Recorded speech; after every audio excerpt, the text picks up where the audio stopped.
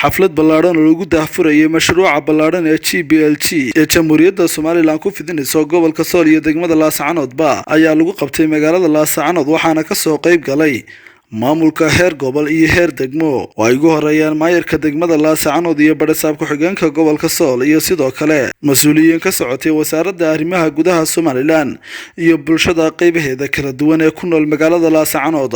ugu horeyntiina waxaa halkaasi ka hadlay agaasimaha waaxda nabadgelyada ee wasaaradda arrimaha gudaha Maxamed Axmed Maxamuud iyo Cali Caawil oo isna ka socday wasaaraddaasi.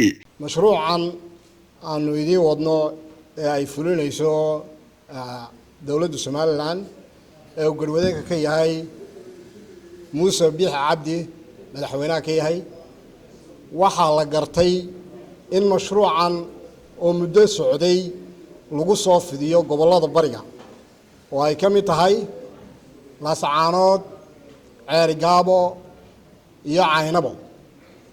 mashruucani waxa uu ku saabsan yahay waxa weeyaan kor u qaadida iyo tayeynta dawladaha hoose wadanka amaba waxa loo yaqaano wadooyinka, caafimaadka, waxbarashada iyo biyaha sidii kor loogu qaadi lahaa. waa waxa ay u xil saarantay dawladda hoose inay dhisto. caasiyu yahay mashruuc aad u qaaliya degmaduna ay soo dhaweyso ayaan ka filayaa. daba dareenkan maanta reer Sool iyo madaxdiisa waxa aan leeyahay mashruucaasi waa mid horumarineed qaybtii muxuu ahaa sugaseen muddada dheer inay ka guddoontaan xukuumadda ayaanu marka hore idin wadnaa naga guddooma. JPLG-gana saddexdan degme ee laga hirgelinayo waxaan filayaa inay idinku qaadataan number 2. odayaal waxgarad aqoon-yahan iyo isimada magaalada Laascanood ayaa dhankooda soo dhaweeyay mashruuca balaadhan ee JPLG oo qaranku ku horumarinayo dawladaha hoose. Laascanood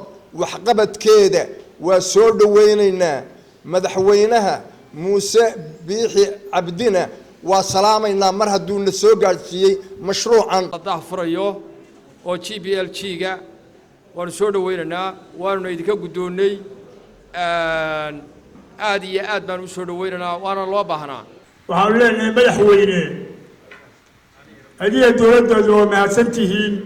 mashruuca maamul daadejinta dawladaha hoose horumarinta dawladaha hoose waxaan leenahay aad iyo aad baan idin soo dhaweynaynaa. maayarka degmada Laascanood Cabdicasiis Xuseen Maxamed ayuu gudoomiye ku-xigeenka gobolka Sool Salabaan Diiriya Cabdi ayaa iyaguna dhankooda soo dhaweeyay mashruuca JPLG iyagoona ballan qaaday in ay ka muuqan doonto magaalada Laascanood iyo guud ahaan gobolka Soolba.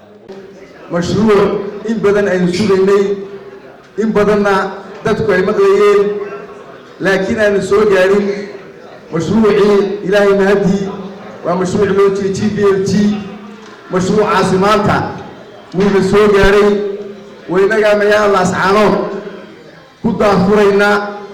waxaan ugu mahadnaqayaa marka koowaad ilaahay waxaan ugu mahadnaqayaa madaxweynaha Soomaaliland Muuse Biix Cabdi iyo wasiirka arrimaha gudaha Maxamed Kaahin oo dadaal weyn geliyay sidii mashruucan u soo gaari lahaa degmooyinka bariga ama Caynabo, Ceerigaabo iyo Laascanood oo ay maanta aynu ka daafurayno.